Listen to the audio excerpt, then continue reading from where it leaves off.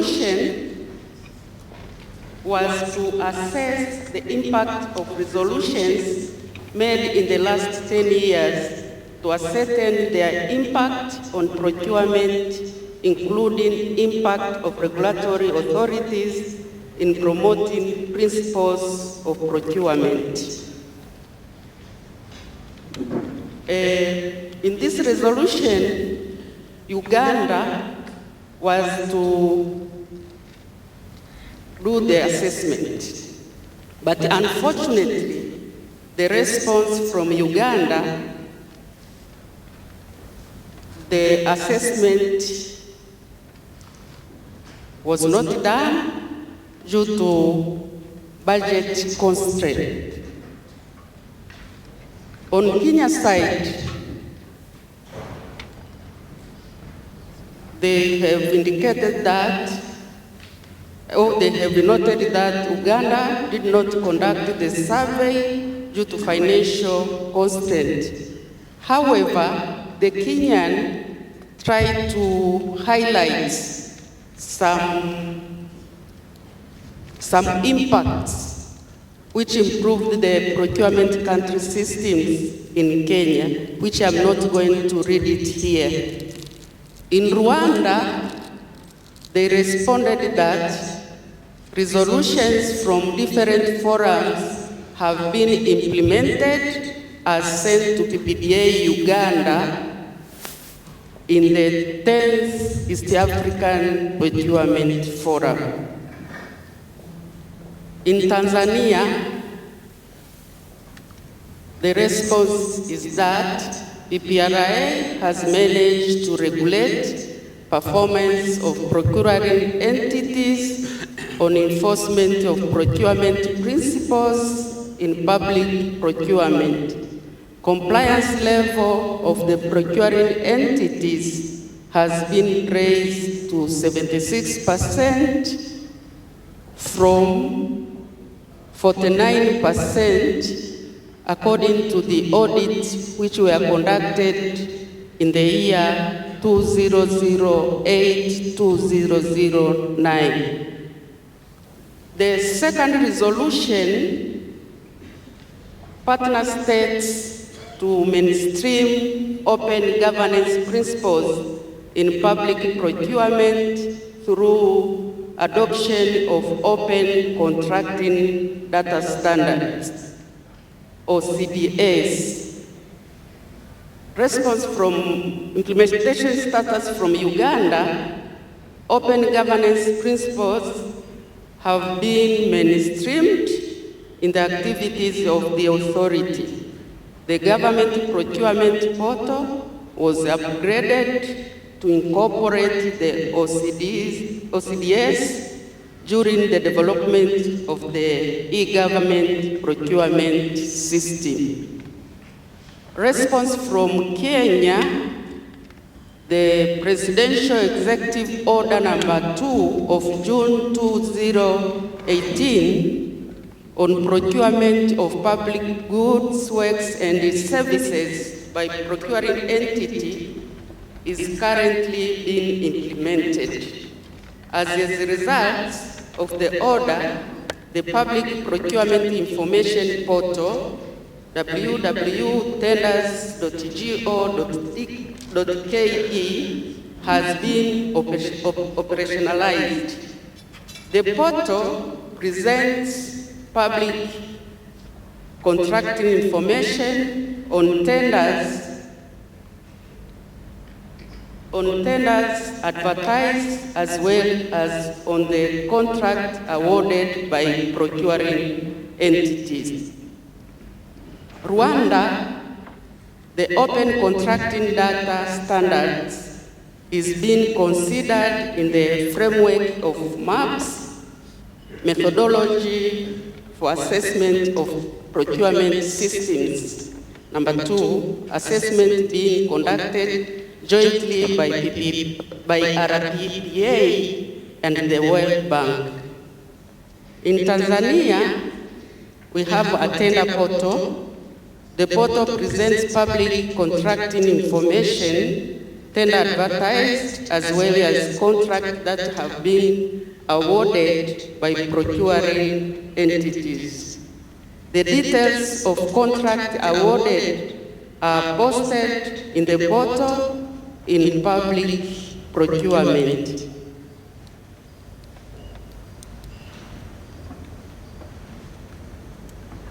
In addition to that, Tanzania is implementing a procurement system known as TANEPS, which is transparent and provides equal opportunity to economic operators in public procurement.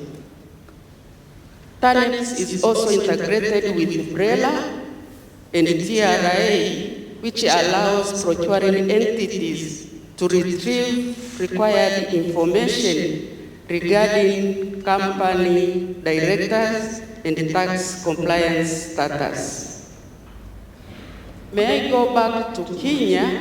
There are some reported information which I didn't read. The portal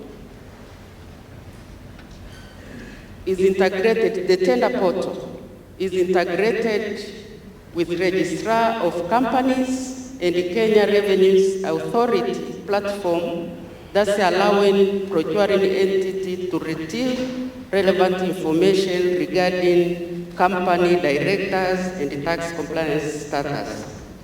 Also, PPRA Kenya, now we are having PPRA Tanzania and PPRA Kenya, has already made arrangement with the Open Contracting Partnership Secretariat to provide support in the implementation of the Open Contracting Data Standards. Capacity building sessions for the authority and sensitization of selected public procurement data users and stakeholders by OCP. Secretariat are scheduled for the first half of December 2019. A detailed review of the portal will be undertaken by the OCP Secretariat after the training sessions. The OCBS will also be mainstreamed in the EGP system once developed. The portal will be integrated with the EGP system to facilitate real-time public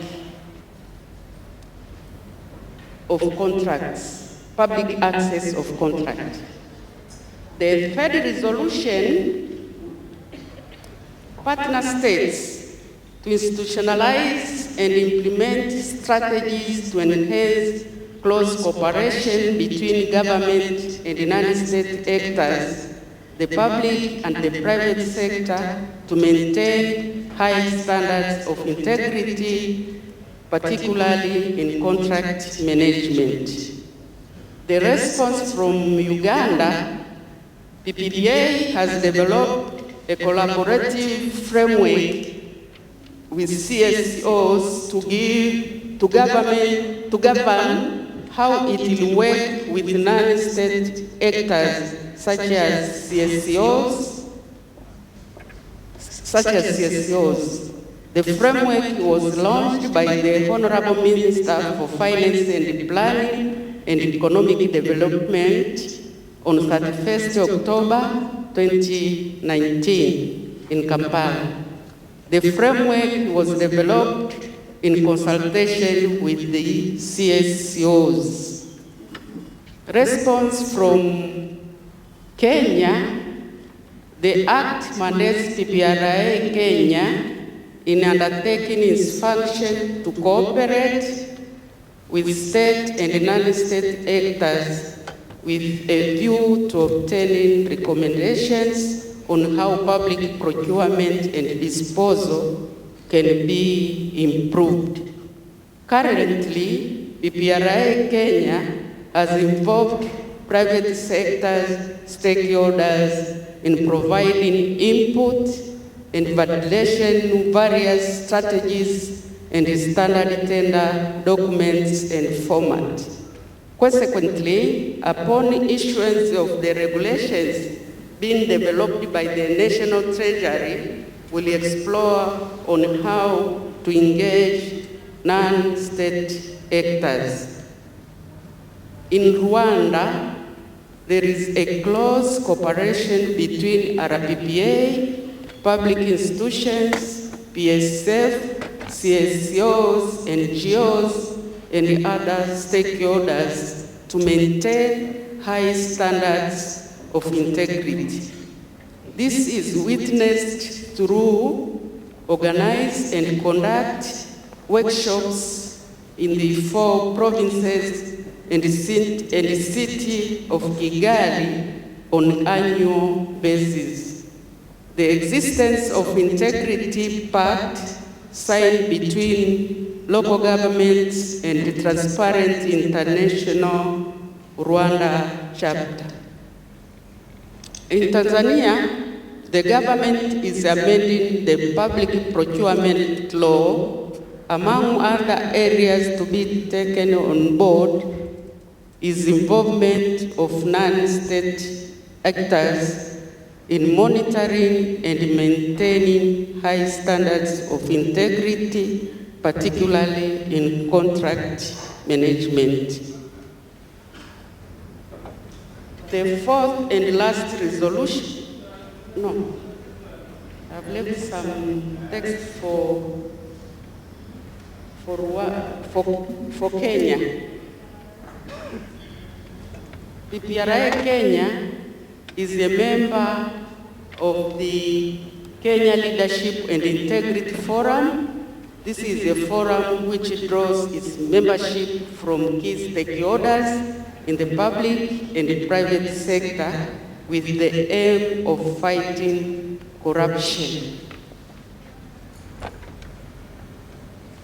Kenya is developing the public procurement and asset disposal policy, and the draft is due for public input. The highlights of the policy includes draft policy instructs that the government shall develop a framework to effectively promote stakeholders' interlinkages and relationships for the proper functioning of the public procurement and asset disposal. The 4th and last resolution, Tanzania to engage East African Community Secretariat for purposes of harmonization of public procurement laws, policies, and regulations within the region. The response or the status, communication through the responsible ministry has been made. In addition, PPRA has noted that the technical team of East Africa Community on Common Market Protocol is working towards harmonization of different policies and laws, including procurement. May I submit?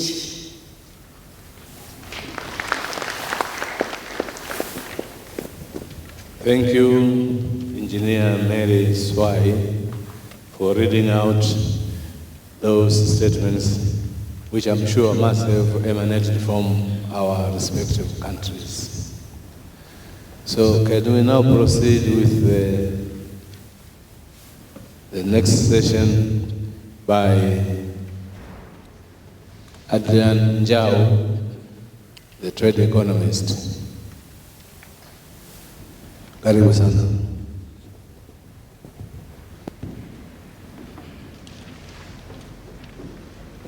I would request that you spend not more than 15 minutes. 15 minutes.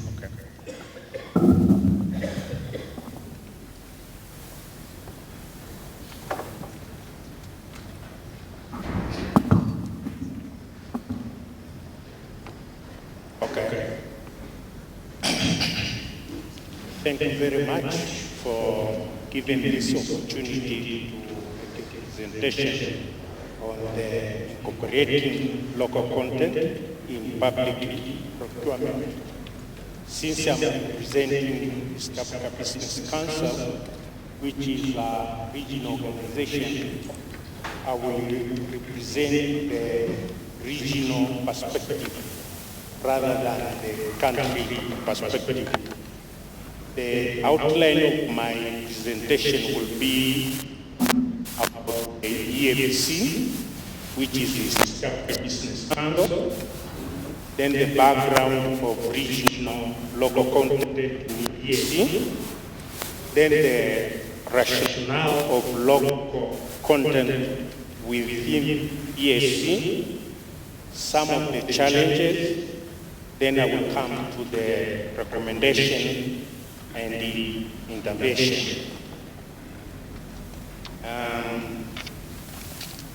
EABC is an umbrella board of private sector association and incorporates in the EAC, which represents 6 countries, which are Burundi, Rwanda, Uganda, Kenya, Tanzania, and recently South Sudan. EABC was established in November 1997. You can see we were established 2 years before the EAC community. And our objectives were to foster the interest of private sector in the EAC integration process. We have a permanent secretariat in Arusha, here in Tanzania, to ensure close proximity to the EAC secretariat. EABC works closely with 6 national focal points, which are the Apex Board of Business Association in the 6 EAC partner states. This is to ensure a well-coordinated approach from national to regional level approach. EABC enjoys observer status with organs and institutions of EAC.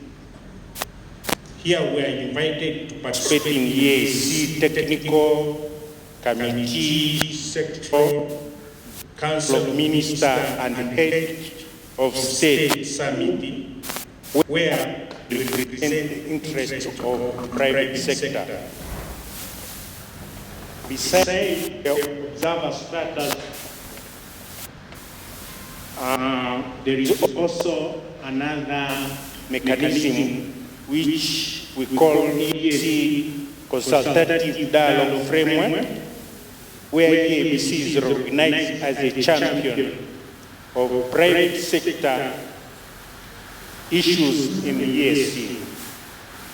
EABC is recognized by EAC policymaker and the business community as a key multi-sectoral private sector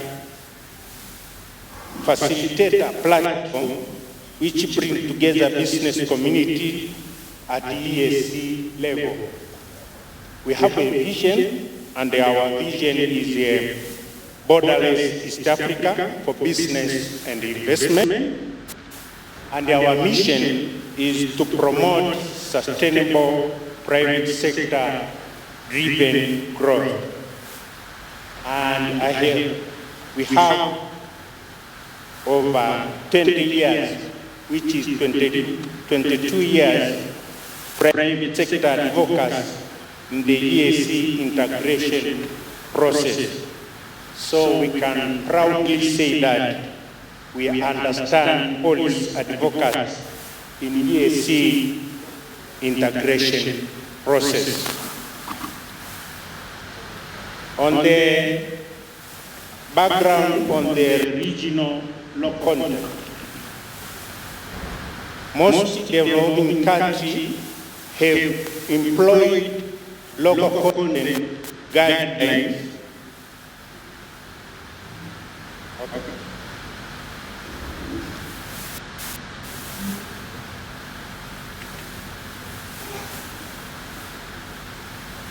Okay.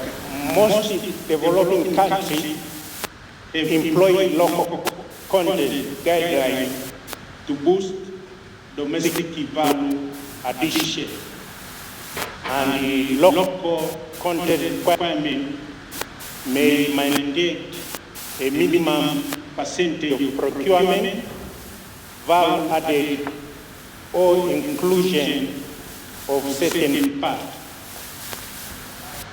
Objective of local content requirement from the private sector perspective is to enhance domestic industrial base, transfer innovation and technology, employment generation, production efficiency, check against trade balances. Also, application of local content requirement can strengthen industrialization. Creation of indigenous production focused on domestic value added and promotion of local industry, strengthen the linkage between large companies and small medium enterprises as well as service sector. Also, rapid growth of small medium enterprises through subcontracting, enabling region to leapfrog existing barrier to technology transfer.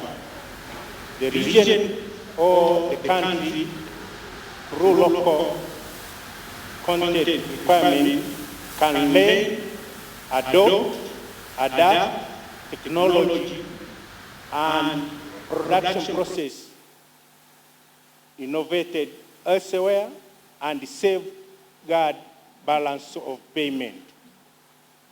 Given the often very high foreign currency trading associated with the imported of goods and services for strategic industries.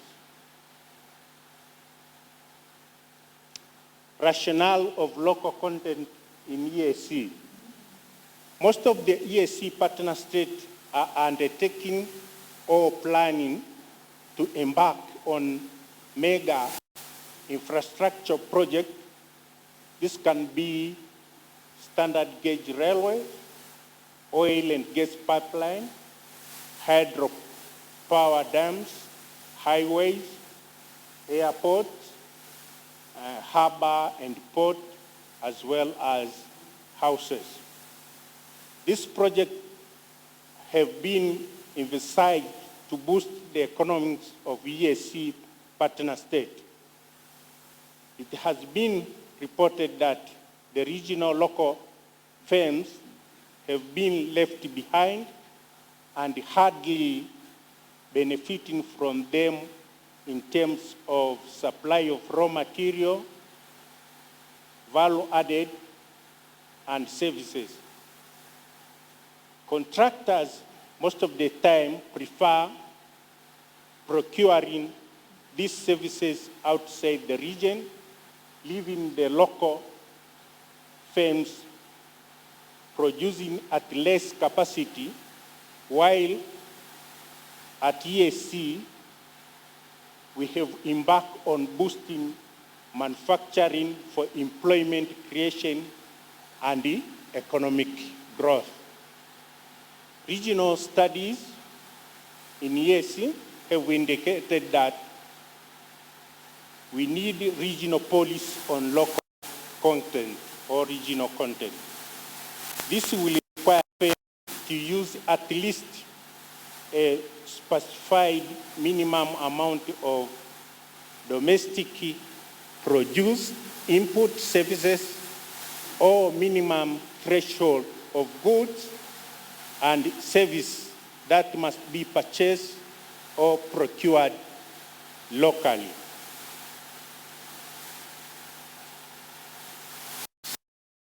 is the private sector to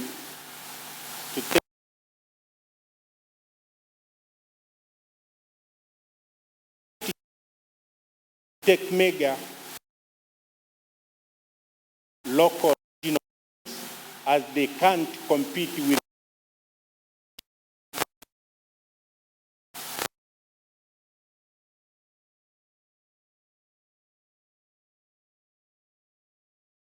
by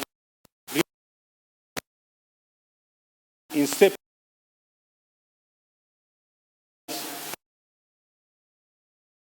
of the project. Another challenge is EAC country are coming up with a local content policy, which in some cases are not in line with EAC protocols, especially EAC Customs Union Protocol and Common Market Protocol, as well as the community laws. Because most of the laws in EAC, actually you find that they define a legal entity as a national or international. So if it is national, it becomes local, and if it is foreign, it means you are putting the other EAC partners as foreign countries to compete. Recommendation: EAC partner states to formulate a regional local content policy as per Article 35 of the EAC Common Market Protocol.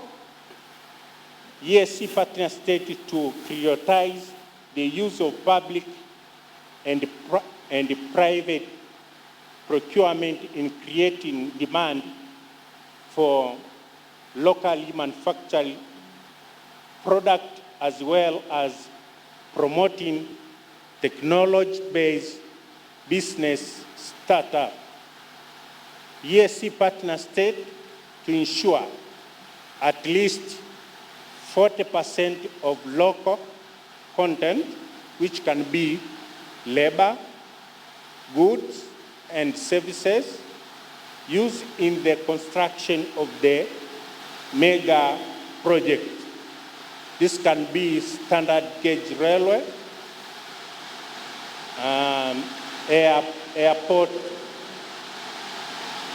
air highways, and other mega projects, which should originate from EAC region. EAC partner state to push for Made in East Africa campaign, such as Buy East Africa, Build East Africa scheme, which we call it Bear. We understand at the country level we have this campaign, but we need this campaign to be escalated at a regional level in order to promote consumption of local and regional goods and services. All EAC partner states to mainstream local sourcing of goods and services for public sector at their national level as a prerequisite for mainstreaming at regional level after EAC has harmonized public procurement. And last one is EAC private sector to establish special purpose vehicle to handle particular project which is taking place in the region. Thank you very much for the listen.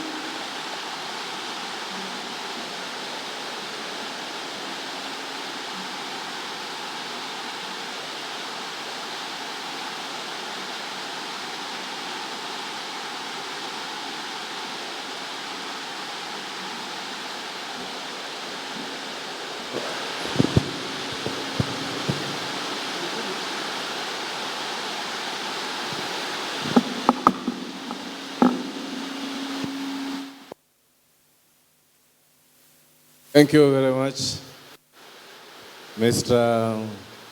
Adrian Jau, for your good summary. Ladies and gentlemen, takes us to the third area, which now takes us into the plenary discussion. We heard Engineer Swai, and just now from Mr. Njau, I think we are now well poised to move into the plenary discussion.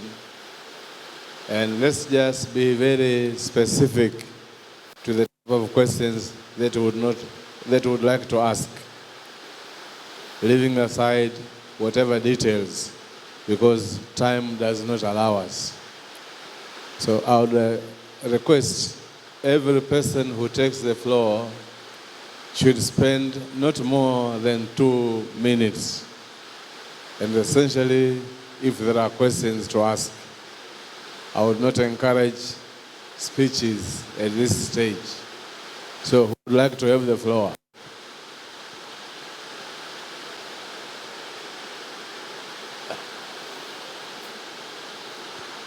Who wants to be the first speaker?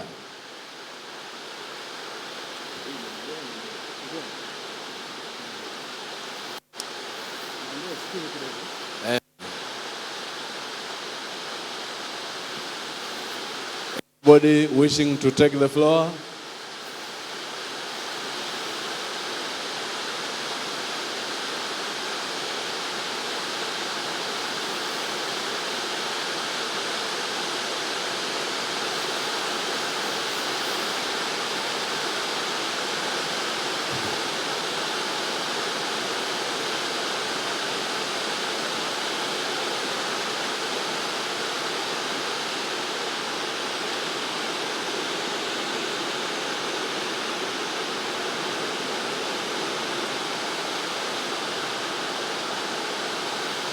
Well, I'm inviting any questions. Lunch is not ready, and you cannot possibly walk out while the rain is so heavy. So let's have some questions.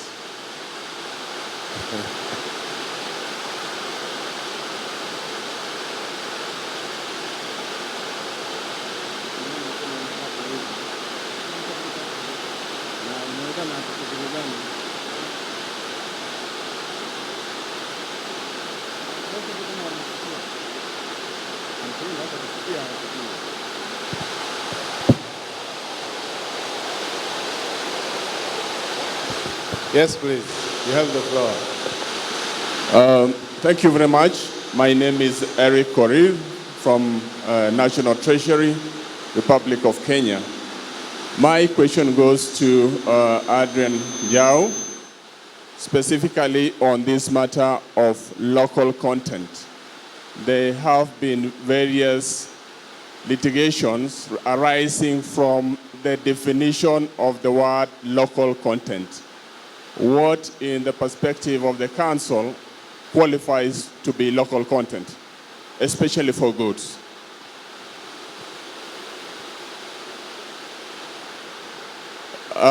Perhaps if I stood up, you may communicate better. I'm saying we have challenges from various actors on understanding what qualifies to be local content, especially for goods. Is it a situation where, for example, you import various parts from China or across Europe and then come and assemble it in your country, and that qualifies to be local content? Or does it mean something that is locally produced using local materials? Thank you.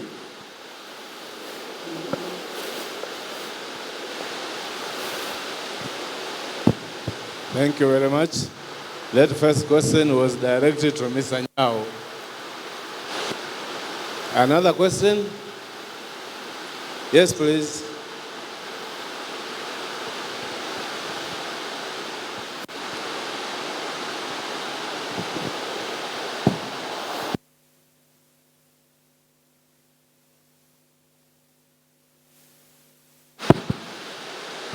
Thank you very much, Dr. Banga. I'm Benson Turamye from Uganda. I want to thank the two presenters for kickstarting this forum. But I want to focus my comment to the local content and appreciate that the organizers picked someone from East African Business Council, which I'm told you are the arm of the East African community. Now, the roles that each of these member states have come up with in terms of local content promotion are discriminatory. They discriminate against each member country. And a number of them I can mention, and maybe I don't want to mention names, but we know ourselves.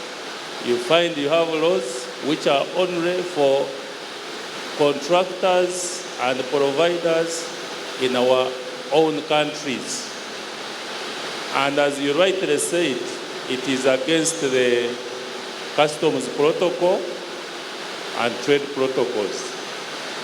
But I get the feeling that the East African community has not helped us in trying to enforce the protocols, because no sanctions, each country is implementing local content the way they want.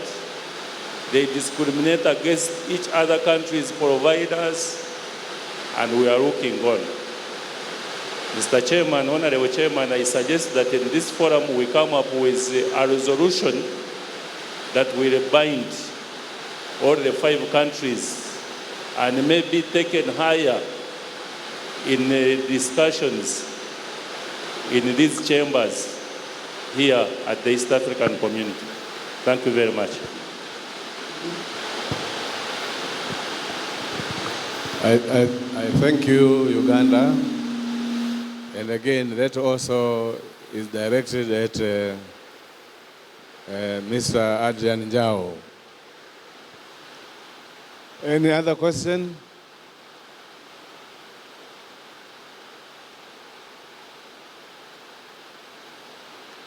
Or then I ask Mr. Njao to respond to these 2 questions. And we'll have more time to listen to more questions later. Mr. Njao.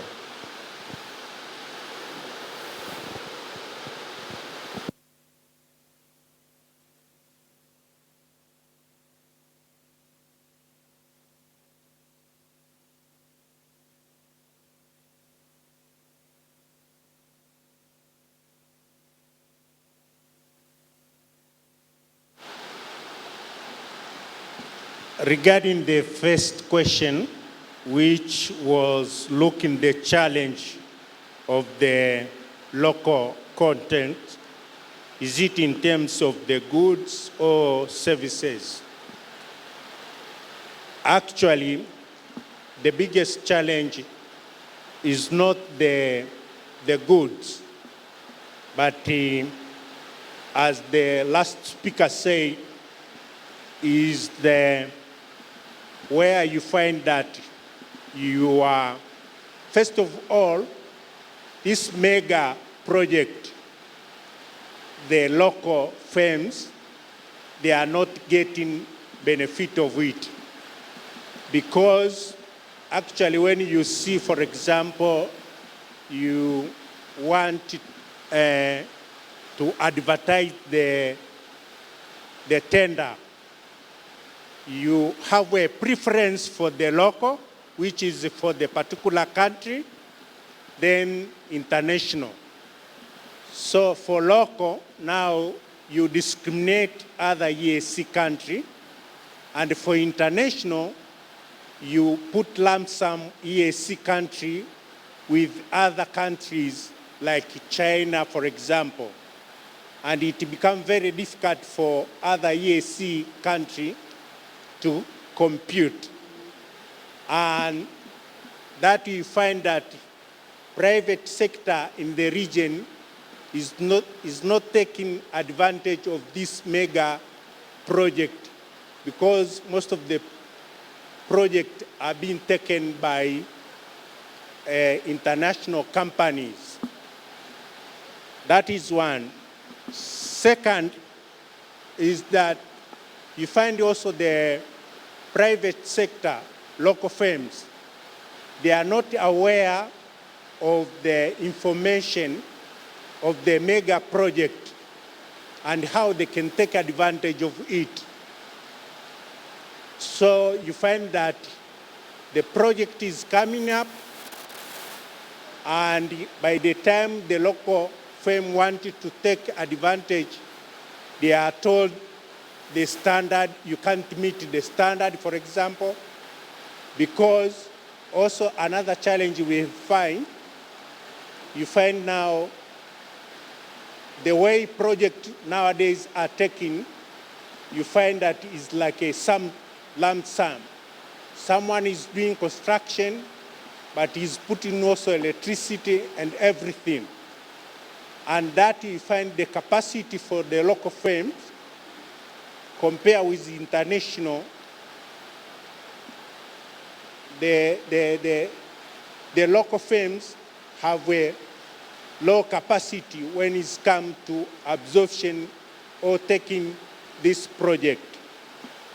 So I think the best it is for the local, which for me here it is regional, to come up with the regional purpose vehicle or joint venture to bid for a project, for the particular project which they think they can bid together. That one can help the local firm to make sure that they take advantage of the mega projects which are taking place in the region. But also I think there is need for the private sector to participate in the negotiation of coming up with this mega project, to make sure that the standard which are being taken for the project are either regional or particular country. So the particular country or the region can take advantage of it. I agree with the second speaker who said that the EAC partner states are coming up with discriminatory local content laws and policy. As I said earlier, our laws, they have, when you look at the legal, firms is either defined as national or foreign. And when you are talking of foreign, it means you are including EAC partner state with the other EAC country. And when you come up with, for example, the preference, you find that you have a preference for local and a preference for international bidding. And if the project maybe is in Tanzania or Kenya, when you are offering the tender, you offer some preference to local from your particular country, and the other preference is international. And this, you find that some laws at national level, they discriminate other EAC partner states while they are not supposed to discriminate, because the EAC Customs Union Protocol and the Common Market Protocol is very clear The way you treat your local company is supposed to treat the other EAC company. Thank you very much.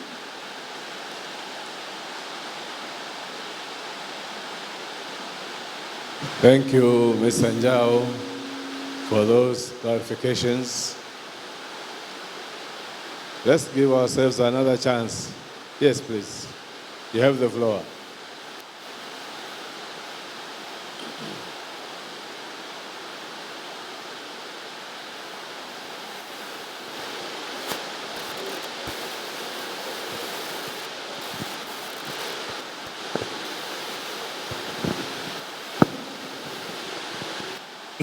Thank you, Mr. Chairman.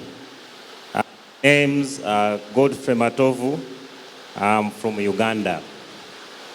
I'm going to address myself on the presentation made by Mary on the status of implementation of previous resolutions. Mr. Chairman, as you've heard, on the assessment of the status, it seems there is very little which has been done. All the statements we've had, we've not done it because of budget, or we are doing it, we are contracting this and that.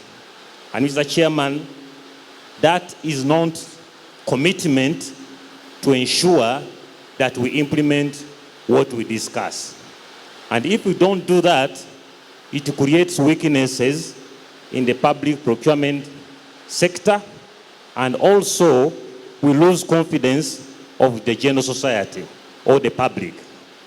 My proposal, Mr. Chairman, is that we become firm, and these resolutions which we are going to make in this forum are implemented. And before we begin the next forum, the presenter or the country which has been nominated to compile them comes up and tells us with examples what has been done. Mere statements are not going to help to move forward. I submit, Mr. Chairman.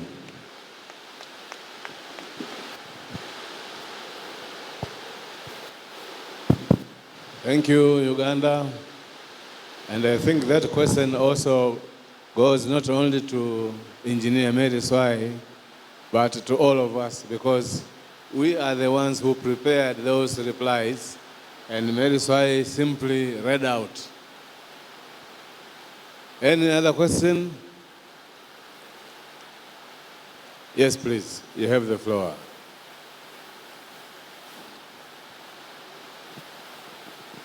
Dr. Wanga from Tanzania. Just wanted to comment on the resolutions from the last speaker, that it is very important to come up with any resolution which can be supported in terms of budget. So, as you have said, Mr. Chair, we who are going to propose the resolutions, we have to make sure that they have budget, either in your institution or the government is ready to commit money to execute that resolution. Thank you. I thank you very much. Do we have someone else who was... the gentleman...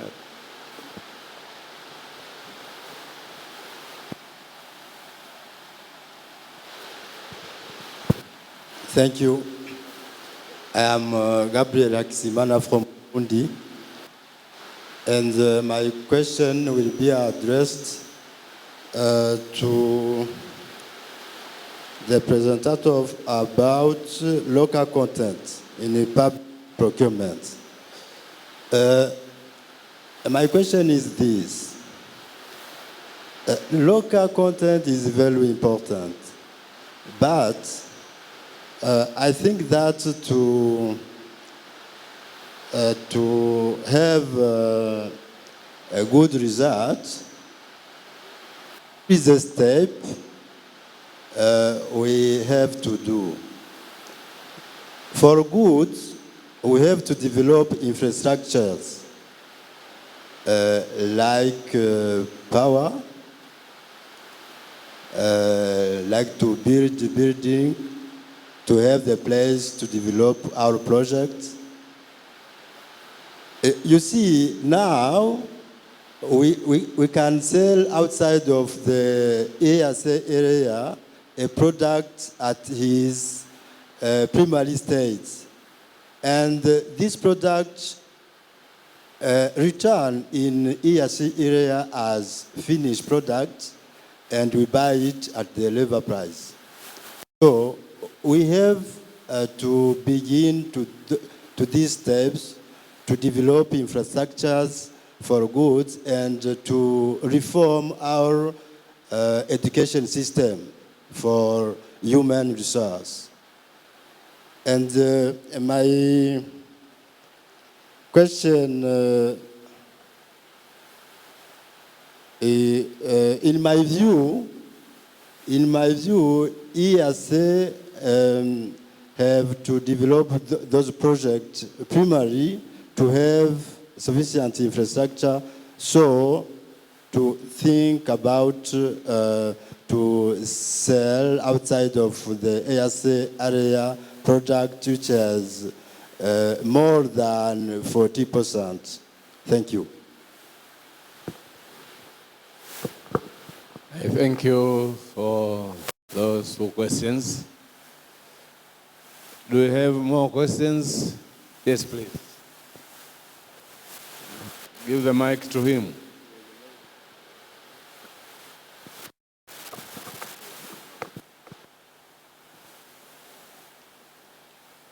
The gentleman here.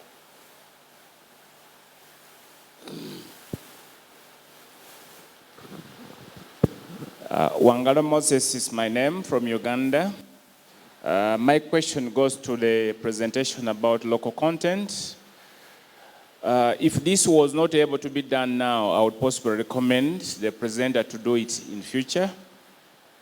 That the East African community members, possibly like one speaker said, emotionally rushed to enact laws or policies about the local content. In my personal view, I would have expected the East African, is it business committee something, council, that you pick interest to research of the process these countries undertook to come up with this act or these policies, possibly establish the respective challenges each country has in whatever projects or supplies, whatever they have.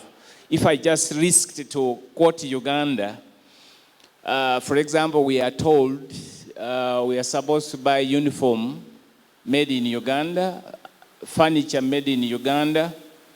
But if you look at the issues of possible capacity, the issue of quality, it's a lot to be desired.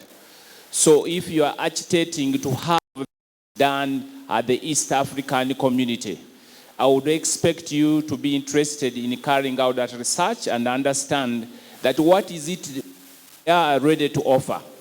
The reason you see providers coming to take away drugs, it is because they understand our weaknesses, which we have failed to understand ourselves.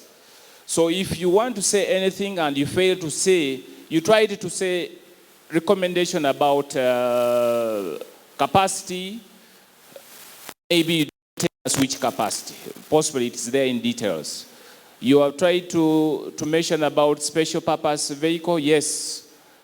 One would be interested, what are those initiatives that you want to do to ensure you empower East African community members to be ready to take up those serious projects? Thank you. Thank you very much. I think that's a fair question. Yes.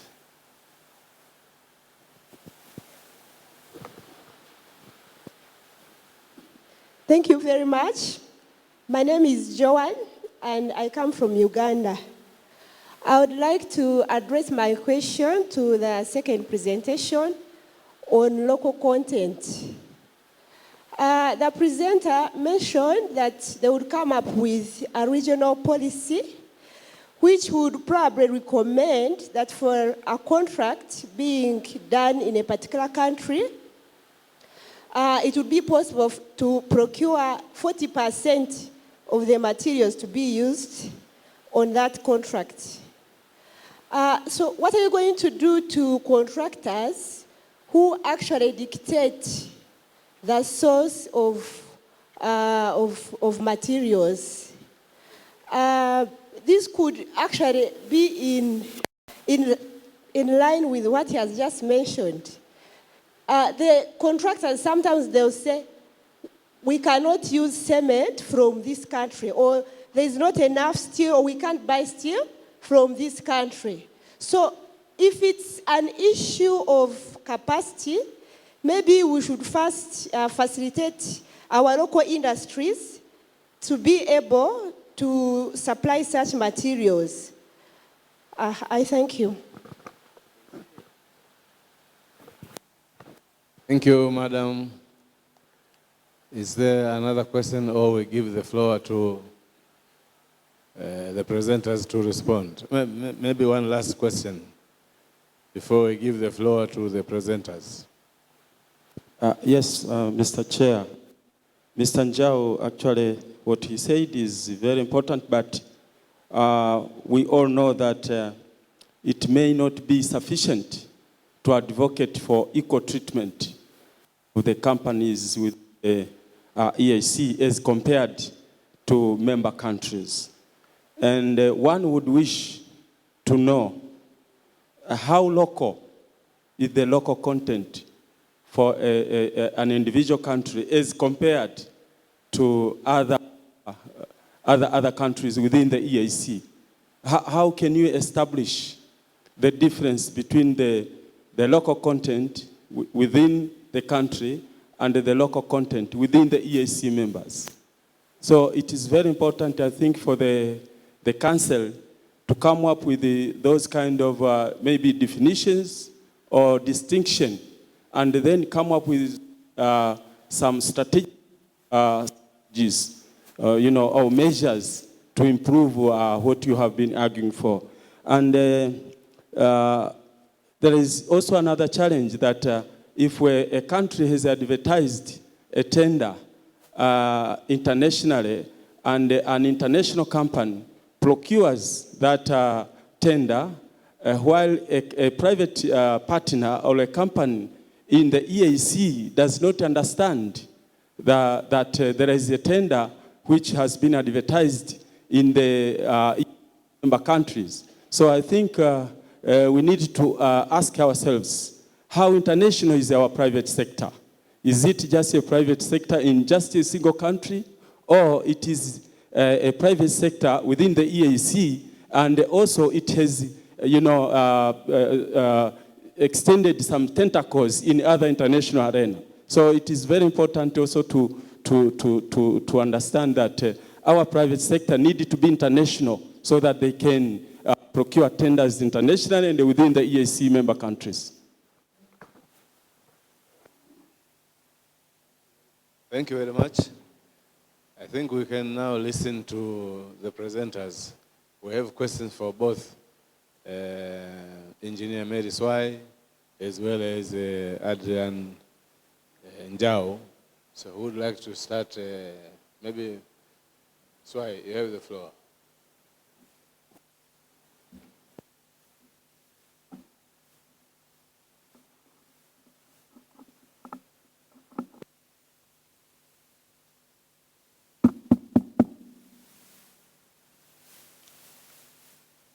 There were two questions which was, actually I can't say it was directed to me. It was like a comment for improvement when we are writing our resolutions. I think the comments were taken by the partner states for future improvement in drafting the resolutions which can be implemented.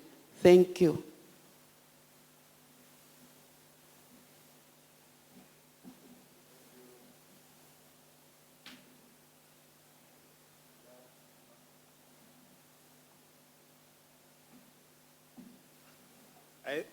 I think for me, some question which may read my response.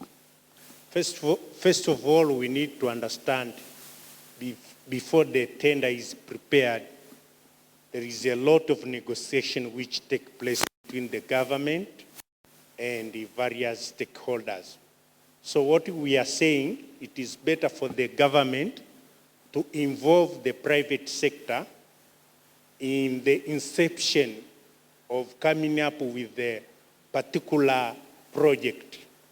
And from there, the local or regional firms can be aware of the opportunities which are offered in particular project. And another one, in terms of saying what EABC is doing in terms of research and the gaps. Currently, what we are doing, we are evaluating the local policies and law for EAC partner state and looking the challenges in line with the EAC protocol and laws. After identifying that challenges, then we can advocate for to address those challenges with the particular countries. But also in terms of negotiation, for example, you find that the government, for example, when it's negotiating a project or is awarding project, also include the financial. So you find that sometimes the international companies, maybe can be Chinese company, they put the standard which are actually their Chinese standard. When you look the standard, you find that regional companies actually can meet that standard, but for them they say maybe this raw material or these services should come from their respective country. But what we are saying, it is better to involve the private sector from the beginning to come up with clear information for the private sector firms to know exactly that for this particular project, a local firms or a regional firms, because where the local firm cannot actually manage to take the project, we are advocating for the regional to come together, where you can come up together and supply the services or the raw materials. I will give you a good example in Kenya. We are coming up with the SGR.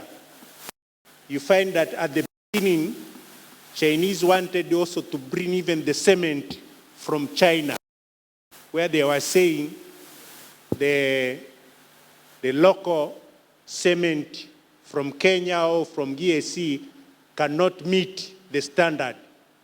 But when they did some research, they find that even the cement in Kenya meet international standard, which is minimum standard. So it needs a lot of negotiation to make sure that the local firms actually participate in the mega project. And in terms of the discrimination, what we are saying our policies and our laws, they look locals and they forget that there is EAC region. So it is better to come up with a common market test, for example, when you are coming up with the law, to make sure that your law is in line with EAC Common Market Protocol or Customs Union Protocol. I submit.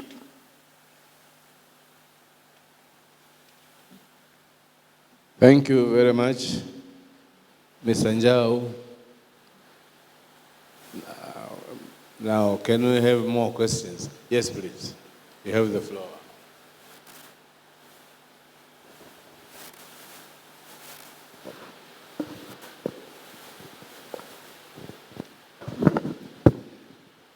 Yeah, thank you, Mr. Chairman.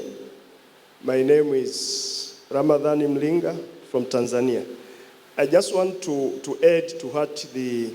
Njau has said, because currently in the country, in all the mega projects which are being undertaken, the SGR, Stigler's project, the contract document specifies the use of Tanzanian cement. So basically, all those projects, they are being supplied with cement from Tanzania. But I think the issue here is to be able to establish local capacity, for example, here in Tanzania, but then there could be things that are not, we don't have capacity here in Tanzania. So the question of jumping to other countries, that we need to look first in the region. And if within the region we don't have the capacity, then that's when we can allow from other. So I think that's an important aspect that needs, even if you want to protect your, for a single country, but then the next is your neighbor. And the neighbor is member of the East African community. I think that should be.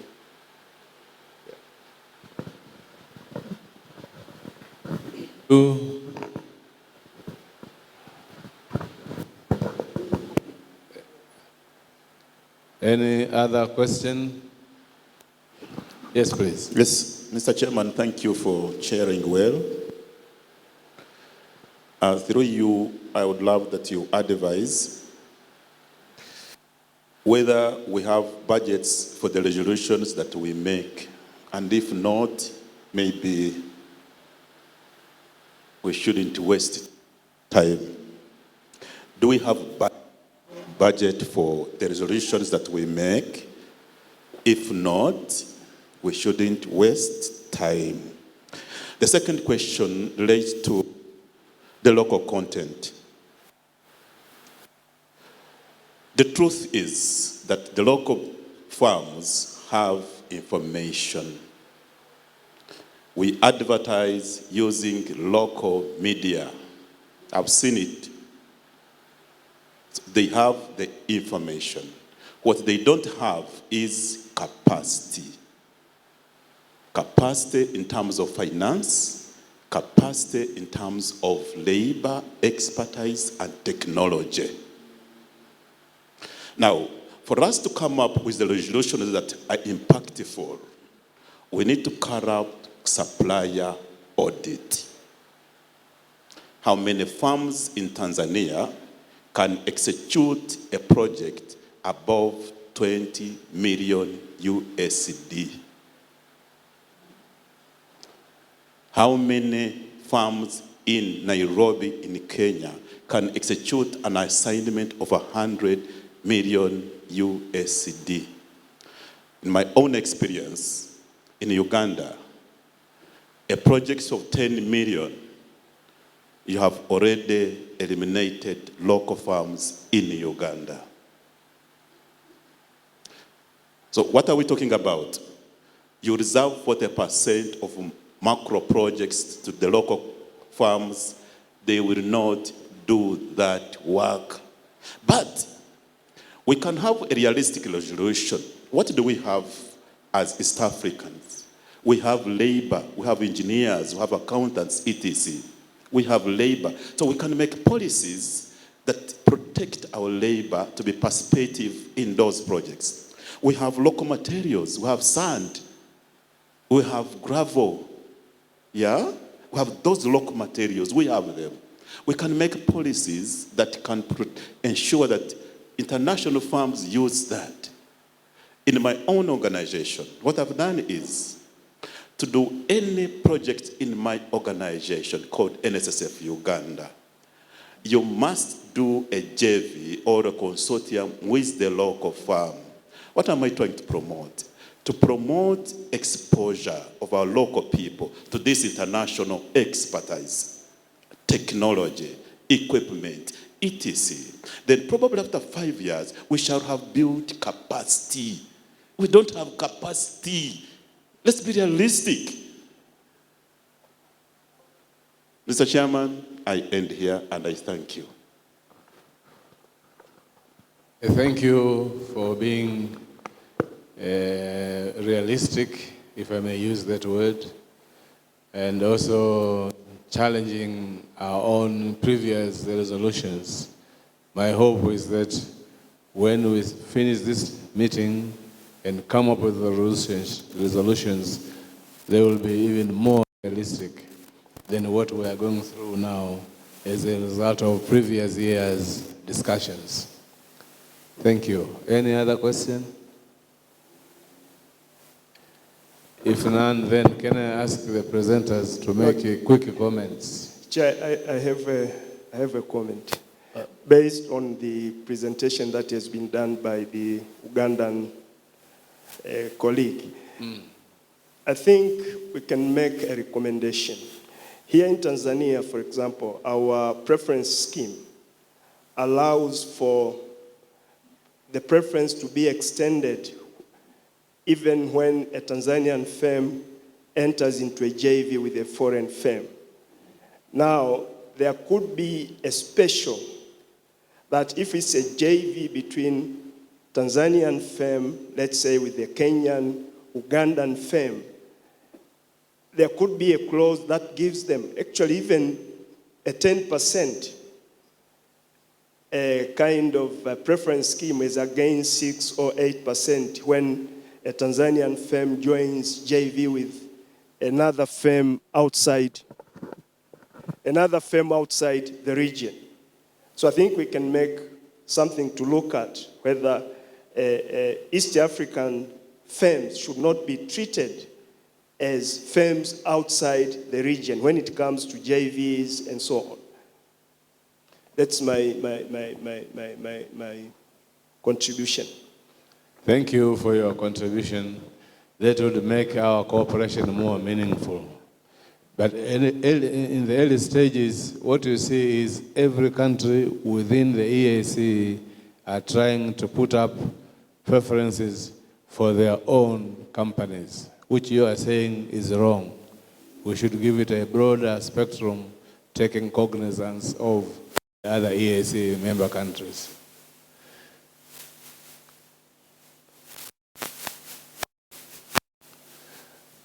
I'm being informed that food will be ready after 2:15. So we still have to keep on talking. So I'd ask more questions. Yes, I can see your hand. Chair, I am from Uganda, and I was in Kenya, in Nairobi last year, when we were making these resolutions. I want to make it clear, especially clarifying on the first resolution. In my opinion, from Mary's submission, we have actually implemented more than 20% of the resolutions. OCD drafting has been implemented. She mentioned there were 4 resolutions. The first resolution was a detailed study of the previous 10 fora. Because we started this gathering in 2007, I remember Dr. Moringa was the CEO here. And the question was, we meet every year, what is the impact? So the first resolution was to have a detailed study of looking at all those past resolutions, then go to each country and establish the impact, which actually had a challenge of funding. World Bank had expressed interest in funding that. Dr. Nagaraju, who was based in Nairobi from World Bank, was transferred to Washington. We put terms of reference to World Bank, but then it was not funded. It's not like we don't have funds to implement this resolution, but that was a detailed assessment of all the resolution in the past 10 years. I think that's the only issue that had a challenge. Thank you. Well, I thank you. Anybody else? Can we turn to the presenters? Do you have any comments to make by way of concluding statements?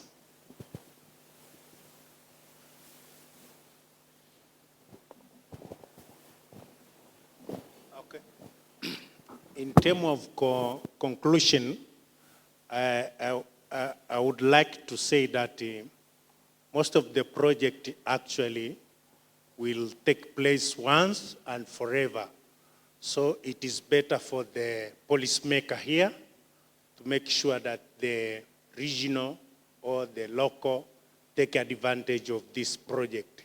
Otherwise, we are going to lose completely. You find, for example, you're coming up with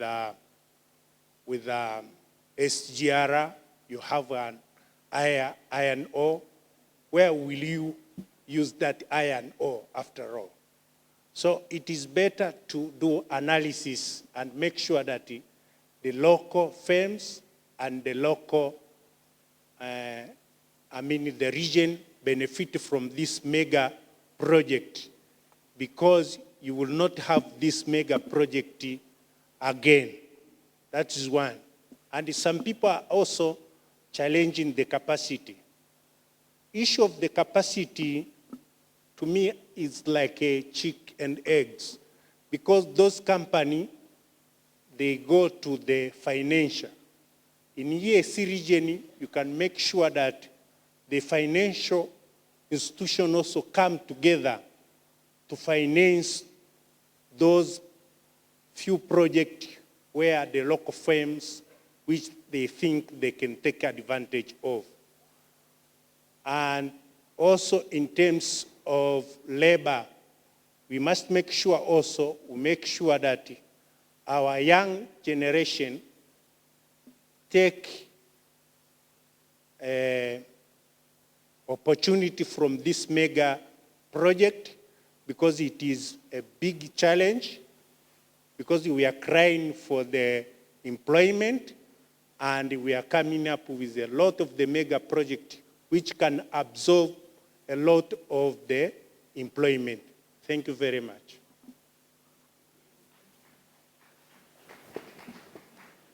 Thank you. Engineer Swai. Okay, I would like to take this opportunity to thank all who commented to the resolutions which I presented here. And also, I would like to thank Mr. Benson from Uganda for clarification he gave on resolution number 1. All the comments will be taken into board by the partner state, including my country, for betterment of East African community. Thank you very much. Thank you very much. So another round of applause for the two presenters. Thank you. Now, ladies and gentlemen, let me read this message again in Swahili. Watu wa chakula wanasema watakuwa tayari kuanzia saa 8:15. A change? They are ready? Oh, that's good news. So this is a Z. Now, let me just, before we conclude, let me just remind you that after lunch, which will take us up to 14:30. Let's make it 14. No. We resume. Yeah, now I was going to recommend that we maintain that. Okay, so 14:45. The afternoon session will have 3 items as plenary. Item 1 will deal with major hydropower projects procurement in Africa, giving the experience, challenges, and the way forward. And they are giving the case of Julius Nyerere hydropower project. Then item 2 will be, the first item will be presented by Engineer Stephen A. Manda from TANESCO. The second item is contract management, challenges, and the way forward. This will be presented by Dr. Mlinga, formerly the Chief Executive Officer of PPRA. And the third item will be open governance principles in public procurement, which will be presented by PPDA Uganda. And this will be followed by a plenary discussion by all. So I would like, while we are having lunch, those 3 presenters get themselves ready so that when we begin to the appointed hour, we should have the first, the second, and the third speakers in that row. So I would like to adjourn our meeting unless the Master of Ceremonies has got announcement. Well, thank you, Mr. Chairman. Can we give him an applause of hand, please, for the well? Of course, he's going to chair the afternoon session as well. And you have seen how capable he is, so we have no doubt that we still have a good chairperson for the afternoon session. A few announcements. Those who might wish to do any banking transactions and that, mostly the foreigners, you will have to walk, as you go out of the ACC conference, you turn to the left. It's a 3-4 minutes walk. You have some banks around there to do any of your banking transactions, even including the bureau for changing your foreign currency. Another one is that we have there is an exhibition point here for the hydro power station which is being constructed in Tanzania, the big dam. So you can get time to talk to the contractors. They are called Arab contractors. They are here, they are the staff who can explain anything you would wish to know about it. Okay, otherwise, let's have a break for lunch, and we come back here 2:45 so that we continue with the afternoon session. Asante sana, bon appetit, mlo mwema, karibuni. Chakula ni hapo nyuma ya huu ukuta, Huu ukuta, there are 3 saving points. You can go on any of the 3 saving points, just behind this wall on this same hall. Karibu.